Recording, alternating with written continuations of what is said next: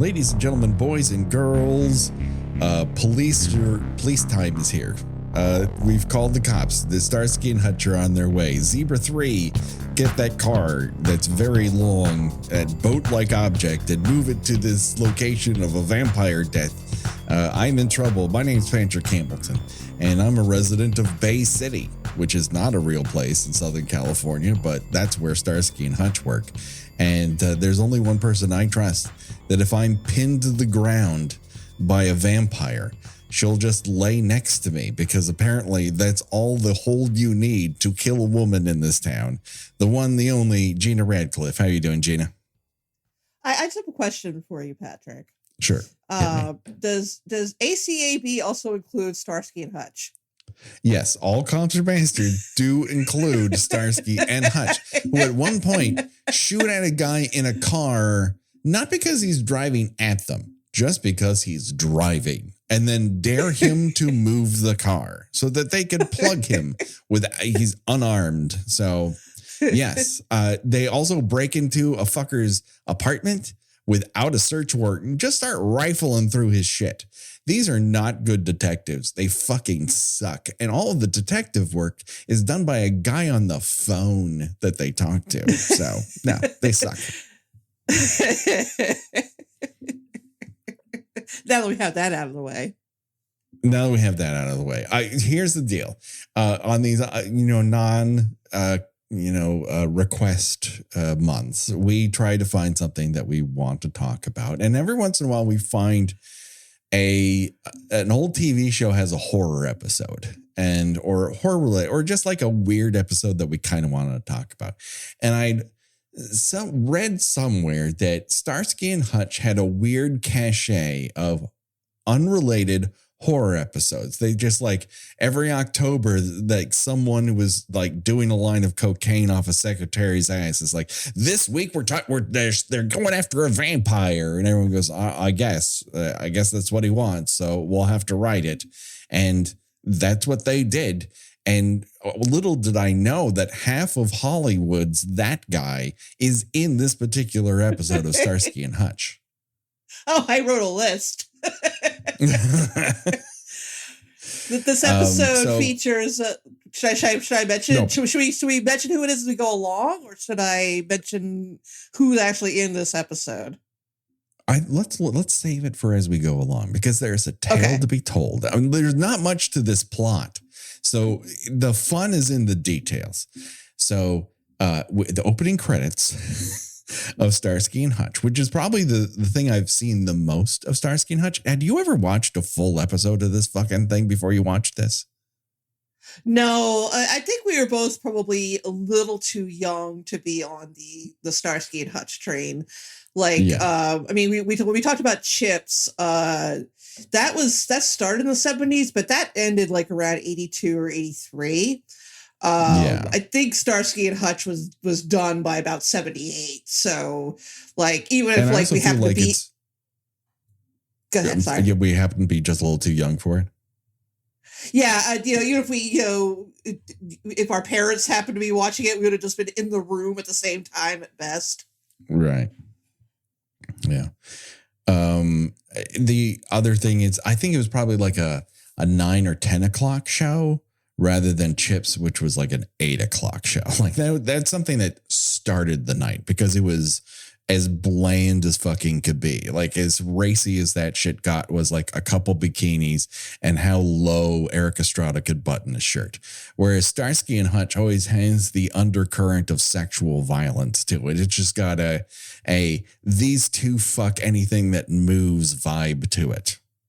Oh yeah, speaking of sexual violence, can we like talk about for a second how tight David Soul's pants are in this television series? Yes, absolutely. I wrote down he looks like he's smuggling a German sausage roll in his pants. Describing what's going on there as a moose knuckle would be inadequate. They're just like it's an insult to mooses and their knuckles. Yeah. I think that it was Robin Williams, God rest his soul, who made the joke about someone wearing pants so tight you could see what religion they were. Yeah. it's like, I honestly do not know how he walks. I definitely don't know how he runs, because he is like just sewn into these jeans. He's definitely not wearing, he's definitely not wearing underwear. That much is obvious. No. So I don't, that. You don't want panty lines. That ruins the whole vibe. I don't know if he did his own kind of shifting things to the side of his choice, or if that was, the wardrobe manager that had to handle that, but it is remarkable. And the opening credits for this, it begins to, over the course of the 2.5 minutes that it takes, begins to feel like the story of two cops falling in love, because they are constantly tumbling into one another's arms. I think there's a shot where they're like running across a beach and like they're wearing like matching outfits. Yes, Gina. They're wearing little matching like booty shorts. And like, God love them. I'm sure they're in the shape of their lives or whatever, but the whole thing about this particular, genre, it's these two guys are buddies. It's a mismatch. He's from Duluth, Minnesota, and Starsky is from the Bronx or fucking whatever. And it's like, what does that matter? They seem like the exact same person with different haircuts, and they're just two horn dogs who happen to be cops. That's the only thing that comes to mind when you see them. But if you were to just watch the opening credits, it looks like a romance between the two of them. And I think that would probably be more interesting. Yeah, I mean, certainly if they were going to do it today, I think they would be a little more free to kind of explore that element. You ever see that movie, Patrick? The one with Ben Stiller and Owen Wilson? Oh, yes, I did. I literally have almost no recollection of it. I think I laughed twice. One is the do it yes, sequence. That's the only, I was going to say, that's the only part I remember. And the other one is a monologue on a boat that I vaguely remember laughing at, but I can't remember why. The rest of it is an absolute haze. Like, it just seems like Ben Stiller could get anything greenlit, so that's what they did. When what they should have made, the movie that Ben Stiller should have made, was the Hardy Boys mystery with him and Tom Cruise. Yeah. That they had grown up to be shitty boy detectives still. And I think that would have been funny. Much funnier than Starsky and Hutch. Again, the do it sequence, which now is just a GIF on Twitter. That's the only thing that I can remember about that movie. But this episode opens with, lo and behold, John motherfucking Saxon, who I did not know was in this, but I was so happy to see. Oh my God. He's very game to do a lot of stuff in this episode. And you know how I've said to you before that I always wanted to hear how Jonathan Demme explained to Ted Levine what was going to happen in the do you want to fuck me scene and in Silence of the Lambs, like what he was supposed to do and what that scene was supposed to evoke. I really want to hear how any of this was explained to John Saxon. Well, you're a vampire, but you're also a famous ballet dancer who might have been injured at some point, or you might be lying about that. We're not really sure. Yeah. He also might be Batman, at least by the way he runs. It's the most Batman of any Dracula I've ever seen. The whole time I'm watching, whenever he's on screen, I'm like, is this supposed to be scary? Is it just supposed to be weird? Am I supposed to take it seriously? Why is his apartment look like someone hit the bulk red candle sale? He's resplendent in a white silk shirt, and it just It's speaking directly to a painting of a woman, expecting a conversation back. And I'm like, if there was just an hour of this, I'd watch it. It is riveting. I truly wonder what kind of fucking vampire lives in a second-story walk-up apartment. But Starsky and Hutch answers that question. It's John Saxon. As what's his Navalny or something like that? Some sort of vaguely Eastern European name. I don't know. I wrote down John Saxon throughout the entire thing. He is not playing a character. He's playing John Saxon, who happens to teach ballet. He's supposed to be a vampire, so of course he's got the teeth, but he's still got the John Saxon male pattern baldness. You know, he sometimes he has a vague accent, other times he does not, depending. Seems to come and go. Yeah, he's got those. He's got those like you know, Halloween vampire teeth. Yes, it's definitely a full set, not just the eye teeth that's going across, because they're a distinctly different color than the rest of his teeth. And he's talking directly to a painting of what appears to be a Bratz doll. As I thought from a distance, it's a very big eyes poster. From a distance, I was like, "Is that Tyra Banks?" I mean, yeah, the same kind of eye makeup, same updo. You wouldn't be off. Yeah, it's very Tyra-esque. But we learn that it is a full moon, and as we all know, a full moon is, of course, when the threat of vampires is the highest. Gina. Those things are very closely associated. There's also a scene later when he is stalking one of his victims, and you know that he is near because you hear like a bobcat snarl. Yes, like I wrote, Gina, fucking, you're reading my mind. I'm like, she is being stalked by a goddamn bobcat in a parking garage. How is that possible? Who thought that was a good idea? Speaking of the Hardy Boys mystery, because I did a not that they're going to get a bunch of play off of a Patreon episode, but I did an episode of my old Universal Pals podcast, and they watch old TV shows, and we did the Hardy Boys. It was the Dracula's Castle episode, and every time they cut to the establishing shot of Dracula's Castle, there's a werewolf howl every single time. Just castle. Like, why? But every time the camera finds it, a werewolf is howling. That seems highly suspicious. But a lovely young thing gets off the bus. And you know, she's a dancer because she's got the boots with the fur, or at least that's how her pants make it look. It's quite an outfit. Anyway, she's got some kind of like Native American halter top thing on. Yeah, it's kind of like a disco Pocahontas look, which is great. She's filling it out fantastically, but it turns out that Count Saxon is stalking this very sexy public transportation taking lady, and he strikes like a real batsman out of the shadows, low to the ground, and his cape appears to be connected to the sleeves of his silk shirt so that it flows behind him when he approaches. It's like he's trying to achieve flight.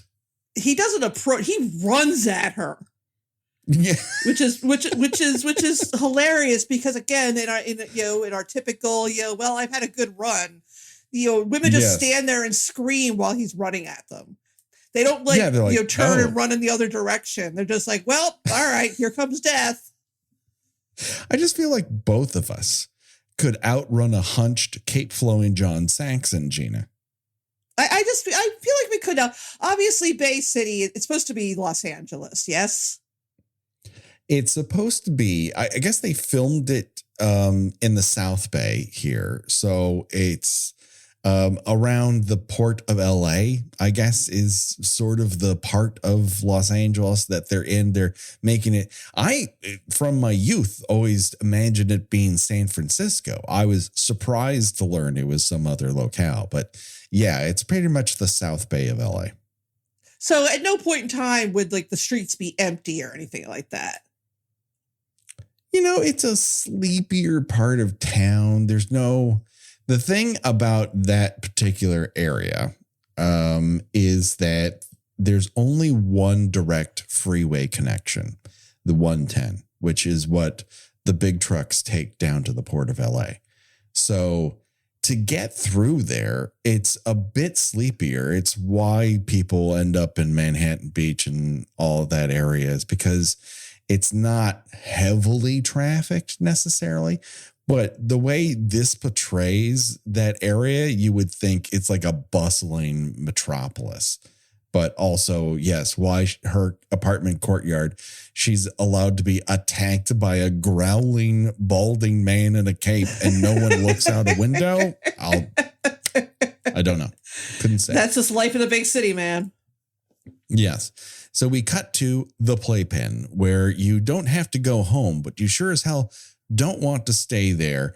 This is where we meet one Huggy Bear, and he tells us that the reason he is now I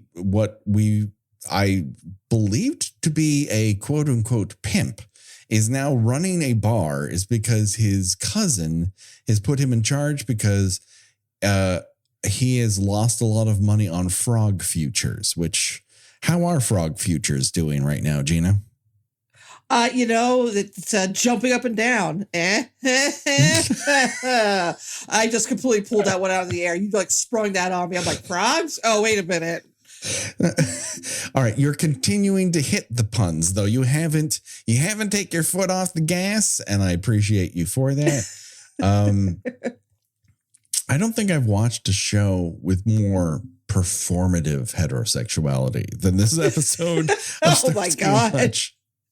They should have neon signs around their necks like, I like ladies already. They want so bad to be involved in a 4-way where they get to do most of the making out with each other. And there's so much bumping happening on the dance floor while they make eyes at these ladies. And these ladies that they continually refer to as twins.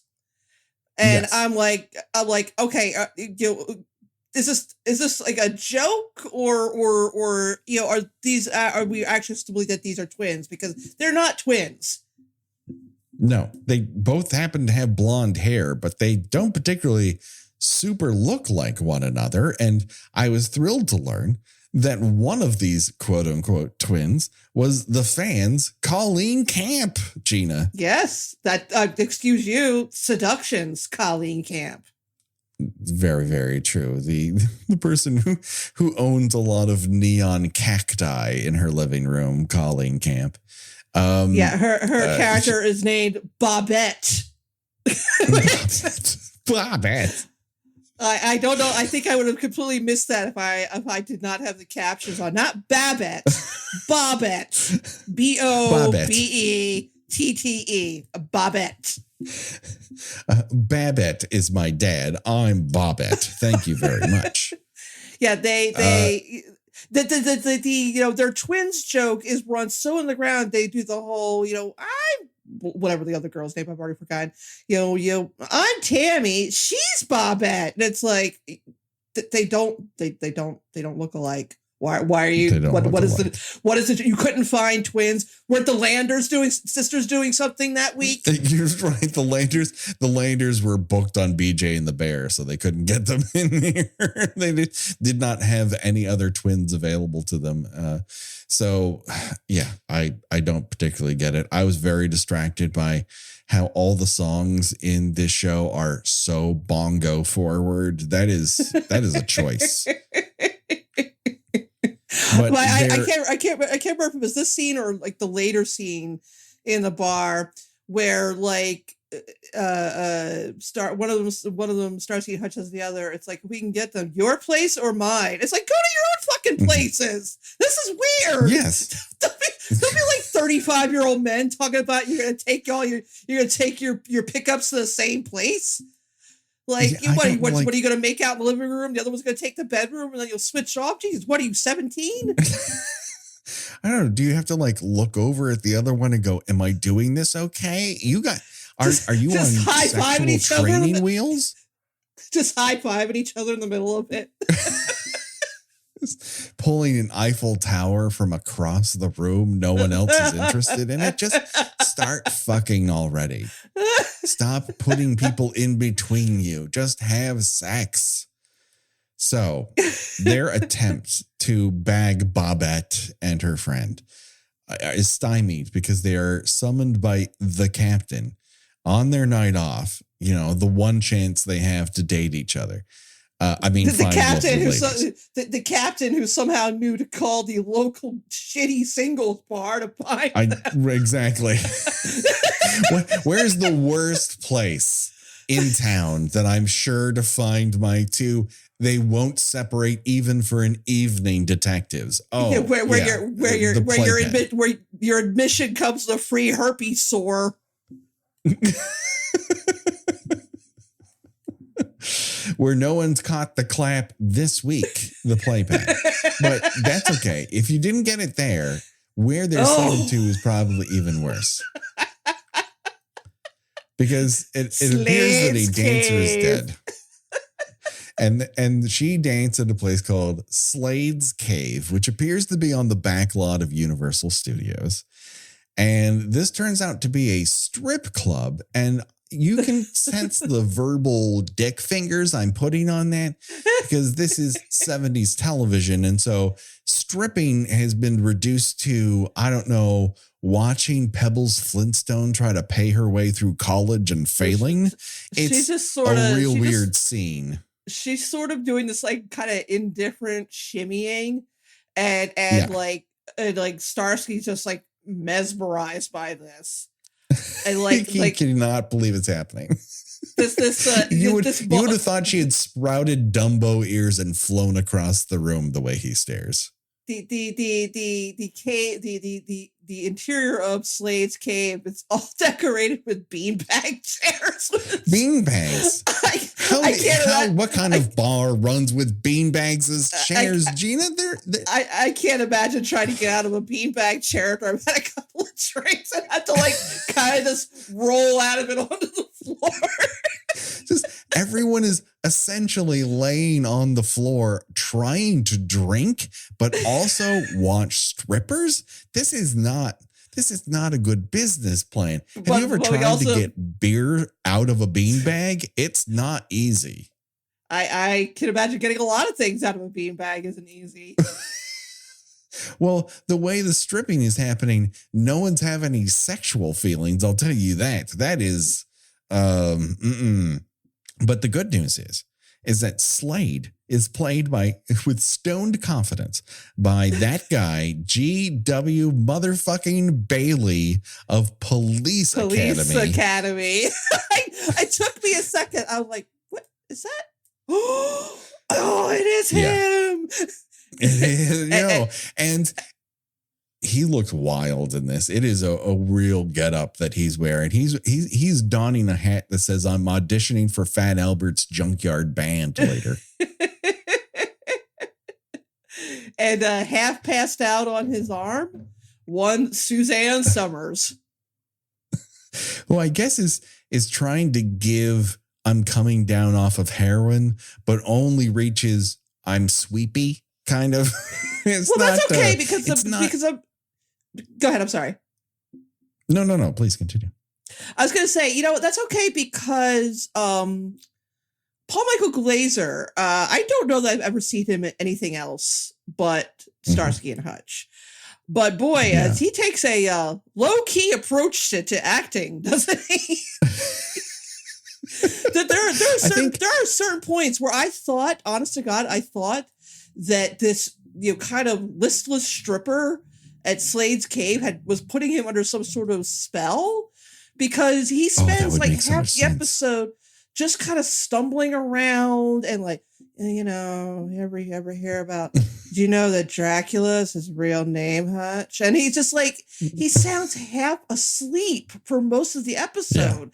Yeah. And I guess he's supposed to be like the sort of the laconic counterpart to like the super ebullient Hutch, I guess. And it just like, I don't know, man. Yeah. Or it was an off week. I'd have to watch more episodes, but it's also quite possible that the tightness of his pants is cutting off the circulation to his head. That's also possible. That's also possible. It turns out that Count Saxon doesn't just live above an old movie theater. It's also now Renee's school for classical ballet and other dances you want to dance good. It turns out that Count Saxon is a dance teacher because of course he is. And he has no trouble doing this in the middle of the day. Like a real vampire. He has a day job. And so, like all ballet teachers, he's focused on the dancers with the most professional opportunities in a field well behind him because every ballet dancer in there is in their late 20s. Yeah, I noticed that. I was like, oh boy, it's easy to see which extras did not have any actual dance experience when they hired them. Like, you've taken a ballet class, haven't you? And someone's like, I guess I have. Well, can you do this one move and just do a long, lazy circle around John Saxon for the afternoon? I guess. And so that's what they do. And he just like stares at them. And I guess that's helpful somehow. I don't particularly understand. And then I just have a note here that says, what? I don't know what that's in reference to, but something happened in that scene.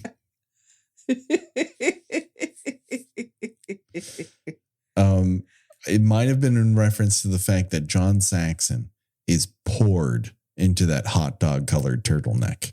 It leaves nothing to the imagination, Gina.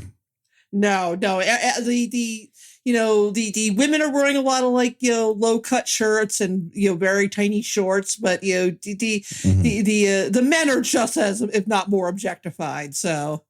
Yeah, that's true. It's less than equal opportunity because I don't think any woman is in as a revealing an outfit as either John Saxon or Starsky or Hutch. It's just, they are all basically in dance unitards posing as cop uniforms. It's wild. And they're like, hey, this honey lady used to dance here and she's dead. And he's like, oh no. That's terrible. I would never think things are going so wrong out in the world. Like, John Saxon is not doing a good job of avoiding suspicion. No, he's got like the sweat exploding out of his forehead at this point. And he's so intense in denial.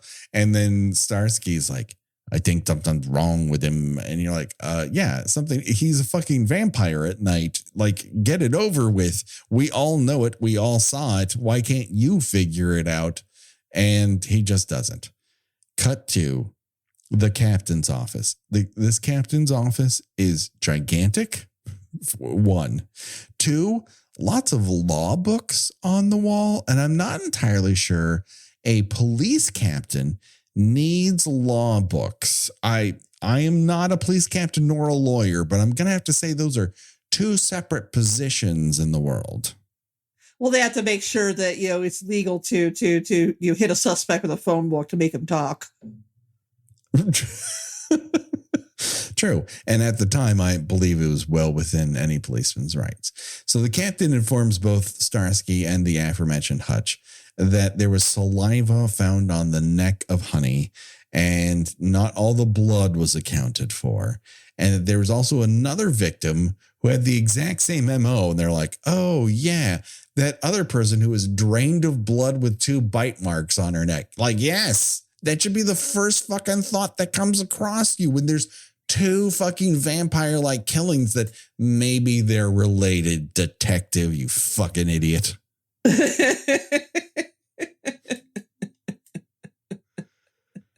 The case that they apparently just dropped because they couldn't think of anything. They couldn't think of anything, any other clues that possibly might lead to a killer. They couldn't be bothered to investigate the vampire killer on the loose a month ago. So, and now that there's 2 dead ladies, now it's a problem. And so David Soul gets on the phone and starts barking orders at an unseen Roger. And I'll just come right out and say it, Gina. David Soul is no Bob Newhart. It's a lot for him to be responsible for this. You don't hear the other person on the phone gag. And he's like, yes, blood fetishists, Roger. And like, is this what people found funny in 1977? It's like, no, we're not looking for a vampire, even though we know that they're looking for a vampire. No, we're just looking for someone who broke out of an insane asylum and likes to suck blood. Okay, that's the only thing we're looking for. Do not look in the files for a vampire. You know what you should have done? Look in the files for a vampire. But no, they don't listen to me. So, and he would be much more open to the idea of vampires a mere 2 years later. Exactly. And this is a very weird setup for him to then just a mere 2 years later be all up to his literal neck in Vampires on Salem's Lot. Something he's a much better actor in than this. Oh yeah, I was gonna say, like, don't watch this. You can watch this. It's on Amazon Prime, but you could also watch Salem's Lot on Tubi, and it's a much better use of your time. Infinitely better.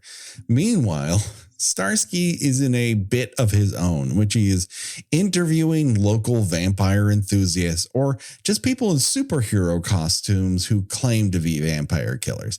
And oh my God, we need more bits in straight cop dramas. At one point, Starsky goes, anything could happen these days. Like there's pictures of, they put a camera on Mars. They're taking pictures of Mars. There's girls trying out for football teams, vampire killers. These are not related events. And I don't know what they fucking mean. I don't know why they're coming out of your mouth. Why is your neck moving, you idiot? Go to sleep, Starsky. Seriously, he needs more sleep. They need to be. They need to be. Doing less going out looking for tail and more sleeping. Yes, no, they need to cut back on their tail patrol. That is 100% true. We cut back to the ballet school, which we establish the hell out of in this episode. If you're wondering if there is a ballet school in an old movie theater, guess what? This show will tell you it exists. So while they're all dancing, all the ballet students are dancing around, John Saxon's just like, oh, necks make me hot. I need the necks. I love the necks. And he just focuses on this one lady. There's supposed to be like some suggestion, certainly the way he keeps talking to this painting of his late wife, which honestly, it just looks like a velvet painting that he just has. That they picked up at a local, flea market. That soon we'll be together again, and it's almost time. And this is never really explained. Is his does he have to kill 2 more women and his wife will come back or something? This is this is never really explored as to what he means here or what's supposed to happen. In terms of how does this evil plot make sense? We've had a lot of villains who just, whatever their deal is, it never equals $, $. This is another one that doesn't make any sense. Again, how many necks you gotta at that your dead wife comes back to life? Is it? Did he recover from his injury because he's been eating lady necks? We don't know. It's never answered. It's just something that's thrown out there for us to discuss on a podcast many decades later. No one gives us a fucking clue. I can only imagine the discussions in the TV guide. But of course, people weren't allowed to talk to one another back then. So we had to wait multiple decades for us to have a discussion of how this fucking evil plane works, Gina. God bless the internet. This would have never happened if not for the internet. True. You know what? The loss of our democracy and people's rights, it's all been worth it for this. You would have gone your entire life not knowing me and never having this conversation. Yes, it's very, very true. The world would be lesser for it, and certainly I would too. John Saxon becomes so obsessed with this lady's neck that he just kind of like stops moving, and I'm like, can someone plug or unplug John Saxon back in? I mean, she's pretty foxy. Oh, she's way foxy for sure. We then cut to Starsky and Hutch. They go to visit their local Dan Aykroyd, a guy named Guy Bold, who is dressed like a laugh-in backup dancer.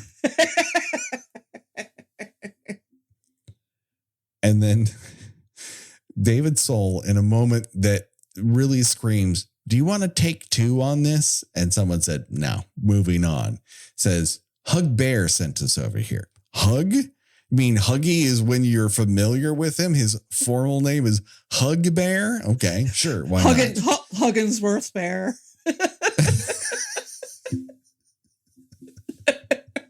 Sir Hugginsworth the Bear. Sir Hugginsworth Bear the Third. Here. His intimates call him Huggy. Yes. Please, only my subjects call me that. You may deem to call me Huggy. So they're asking him, like, he's the local seance director and oogie boogie man, salesman. And they're like, hey, do you know any Satanism going on? You got any vampires on the loose? And he's like, well, if you pay me, I'll consult the spirits and they'll tell me. And Starsky like hands him $2. And he goes,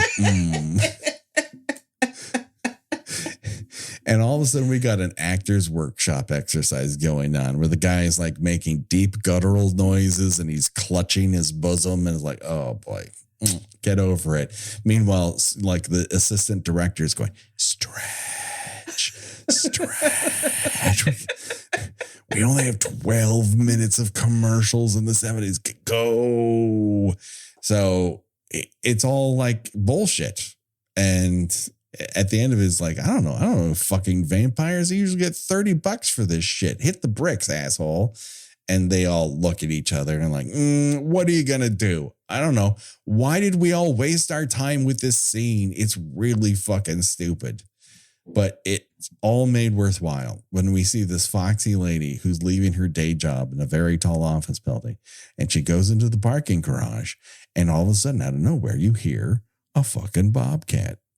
Just it's like that old nowhere, Gina. It's like that old car commercial, like Mercury. Look at the sound of the cat. Oh yeah.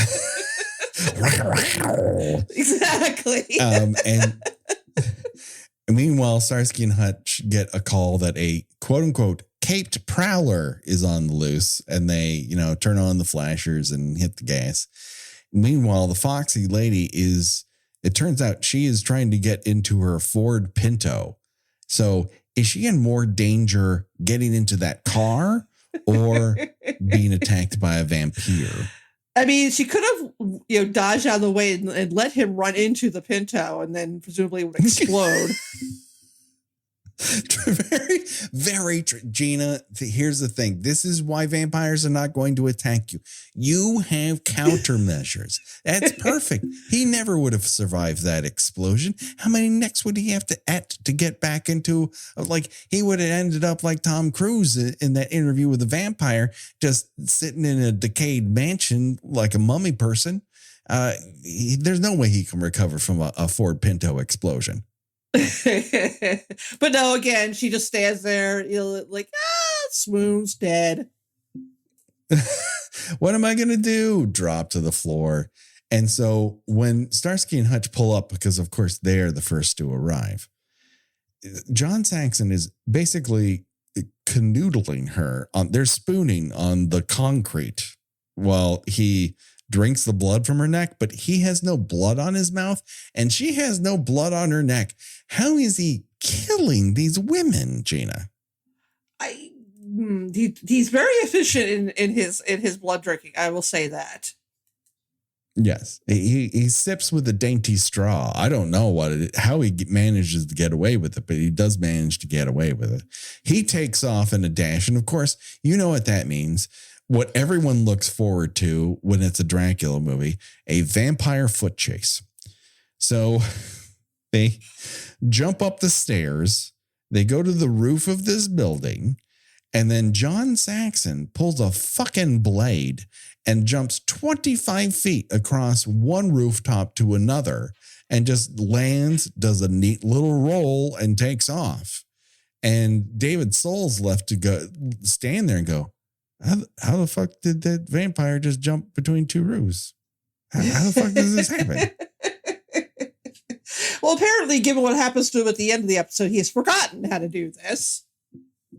Right. Well, he had a running start. He didn't have a running start for the end of this, but of course we will get to that. It should be noted that whatever the constant shot of Starsky and Hutch police station, which always has their car in front of it, how come they get the best parking spot in front of the police station? Do they have that reserved? Well, they have the coolest car. Come on. That's true. It's very, very true.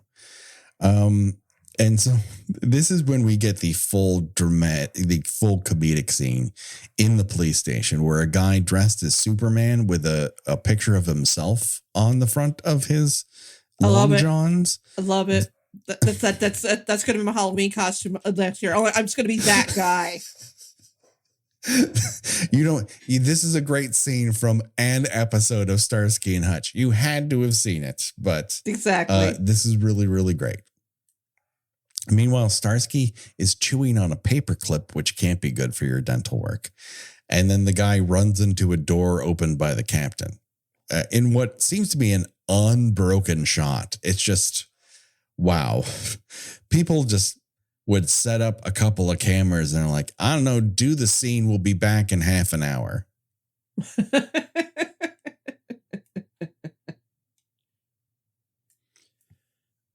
So now that John Saxon really has gotten a streak going here, he's just hungry for more ladies. But of course, there's one main rule of vampirism. Don't suck from the same girl supply because people will start to pick up on the pattern. And he has now murdered 2 women from his ballet school. So that's a bad turn of events. But it also kind of points the finger at Slade somehow, who turns out to be a Satanist for a capitalist Satanist. Like it's a side hustle. He's a Satanist, but only in a showbiz sort of way, because apparently right. the people will pay a lot of money to see fake satanic rituals. Yeah, I like, how does that working out for you? But he's like, I got 6 figures in the bank account. Like, I guess he's a Satanist for pay. Sure, why not? So he jumps out the window, gets into his car, and this is when then David Soul just straight up fires at this car and says, "Don't move." And it's like, you should have your badges and guns taken away. That is not how things operate. You could very easily just shoot out a fucking tire. You don't have to let out a goddamn gunshot without any idea where that bullet's going to end up. It's fucking insane. Well, this is sort of an era where, cops are just like, pull out a gun and point it at children to get them to get off their lawn. Right. Yeah. Yes. It's very much in that vein. But basically, they're like, all right, well, maybe we can get him to flip if the DA is involved. And the captain's like, so what is his connection to the vampire? And Starsky, wanted to get this correct, so I rewound it. Quote, whoever he turned on and flipped out. All right, those are words. So, like, the suggestion is that, like, this satanic ritual turns somebody into a vampire. Is that like? Because then it does turn out like that the dead wife was part of it or something. That part wasn't quite clear either. Well, Slade has a photograph of her painting, but like, I don't know how that works. Like. Can I tell you, I love the Baphomet stained glass window in Slade's apartment. Oh, yeah. That looks like something you'd see in like Marilyn Manson's house. Yes. Yeah, another Satanist for pay. For sure. That he and Slade have a lot in common by the looks of it. So at some point, Saxon attempts to lure Suzanne Summers over to the dance studio with a veiled threat of, I have pictures of something. So if you're a real friend of Slade, you'll come over and do something about it. I don't really know. It seems to work. But this is when Starsky and Hutch break into Slade's apartment without a warrant and find a bunch of Satanist photographs, including one of Saxon's dead wife painting, and they're like, aha, we solved the, and I'm like, yes, we all solved that. It's like, you did. I mean, none of this will hold up in court, so I hope you're fucking happy. But they're like, let's get over to the ballet school. Meanwhile, at the ballet school, we have the Dance of the Middle-Aged Vampire happening. Oh my God. Is it, do you have the capability, because I don't know how to do it, to just narrow a video down to a clip that can be like posted online? Because people need to see this. I will try. I just regained the ability to do screen captures, but I watched it on Apple TV. So I can't get it all. I can only do it on Google Chrome. So I'll try to figure that out. But yes, I would love that clip of this. Whoever this dancer is, he's doing a great job, but they have filmed it from half a football field away so that you might mistake this individual for John Saxon, because they cannot get close enough to him. He's not doing dance moves anyway. So he's like pirouetting and dancing with his cape. He's mostly just kind of leaping around. Yes. And listen, I'm not going to take away from the man's leaping abilities. He's leaping with a capital L. But I guess it's all warm up for Suzanne Summers, who, once she enters, braless, by the way, he just immediately, zoom, and barrels her over. But somehow she's able to avoid getting at long enough for Starsky and Hutch to enter the scene. And they have an extended let's crawl up the theater proscenium fight that seems to have belonged to a Phantom of the Opera episode more. I was going to say it's a little Phantom of the, I was going to say exact same thing, a little Phantom of the Opera-esque. Yeah. So there's a lot of sandbags being tossed and flying around on ropes. And at some point, Hutch is on the bottom of the ladder and John Saxon's climbing up the middle, and Starsky cuts him off at the pass and is like, hey, stop that. And John Saxon looks at where he's going to leap next and is like, come on, you can do it, baby. And then a stuntman takes over and just swan dives right down into an airbag that you can't see. But does that kind of fall where they're hitting an airbag, because you have to hit it with your back. There's no ropes, there's no wires. He's hitting an airbag, people. So I guess gravity can kill a vampire because he's dead. And that's the end of that story. Yeah, apparently that cape did nothing for that fall. Yeah. And then Starsky and Hutch go back to try to get in Colleen Camp's pants. And at some point, and then Hugs Barrington III does an extended bit of how he's going to cure Starsky's vampirism. And then Colin Camp's like, that can't be true. And Starsky turns around with a pair of fake Halloween werewolf teeth in his mouth that he can't even open his mouth wide enough to expose. And the sigh I let out, Gina, could be heard from space. And I love he turns to like Hutch, and Hutch does a little, oh, you, and then like it freezes like Police Squad style on the credits right over. Yes. I mean, it is so Police Squad. You just know that they were watching this shit and going, oh my God, this is fucking terrible. We've got to make a comedy out of this. Do you have a favorite of one of the freeze frame ones? Because I like the one where they're pouring the coffee and like it starts overflowing onto Leslie Nielsen's hand. Because then it ends up like hitting an electrical outlet and it starts sparking. Yeah. Yeah. Because there's that one. There's I think that's my favorite too. When the old Nordberg like tries to freeze frame with them and like he's like changing his pose. And I think there's another one with like a chimpanzee that like jumping around the background. I tried to get because Ollie loved Holy Grail. And so I'm like, okay, why don't we try Airplane? And he was kind of like, eh. I'm like, really? Like, it's just wall-to-wall jokes. Like, if this one doesn't work for you, you wait 6 seconds and another joke happens. And he just wasn't into it. And I'm like, well, maybe he liked the Naked Gun more. So I'm like, okay, I have the Blu-ray of Police Squad and we'll watch those. And he got through the first one and was like, it's not even funny. I'm like, come on, come the fuck on. Oh, it's so hard with comedy with that kid because I was so enthused that he liked Monty Python, but he doesn't like Flying Circus. He only likes Holy Grail. He will watch Holy Grail once every 3 months. The children. What's with the children these days?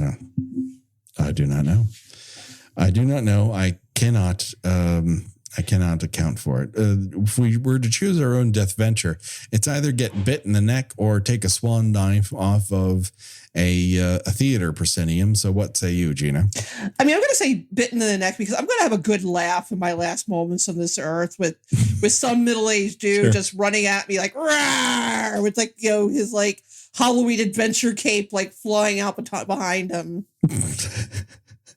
That's attached to his silk pirate shirt. Yes. Yes. I mean, as much as I want to cuddle with John Saxon as I slip off this mortal coil, and I very much do, I do love dying via long swan dive into an airbag. I mean, that's very 70s cop show. So I do kind of like that. And I think I might have to choose that one. So there's that. Thank you, everyone, for being a supporter here on Patreon. And speaking of supporters, Gina, I will ask you this, knowing that you might not have it prepared. So I'm vamping just a little bit to give you extra time to maybe discover who these people might be. But who are our new Patreon supporters? 1 second. I am just sorting my email. I didn't vamp long enough. I thought I was tripping fantastic. And vamp long enough. Okay, we've got Carrie, Jeremy. Let's see, who else do we have here? Craig. Oh. Brad. Wow. Carissa. Nola and Alice. So October and November's been a good month. Oh, good. Well, I'm very glad for that. And thank you to all, whether it's a short time, long time, or something in between, you are helping keep this podcast free for everyone else, including and helping support us. You allowed us to pay for this episode of Starsky and Hutch out of the funds that you provide to us. And so your money is going to a worthy cause, and we thank you for it. At the end of November, that is when we're going to begin our fantastic journey to Camp Crystal Lake. That's right. We're going back. Just when you thought we were out, they pull us back in. It's the film franchise you won't let us get rid of. We'll be talking over the 1980 version of Friday the 13th. So that will be fun to revisit. We'll see if we can come up with some new jokes. I don't have any notes, so we'll see how it goes. I won't be able to verify if they're new jokes or old, so that'll be fun. But that just about does it. Thank you for all your support. Don't worry, folks. The body count will continue for myself and for Gina. Bye-bye, everybody. Bye.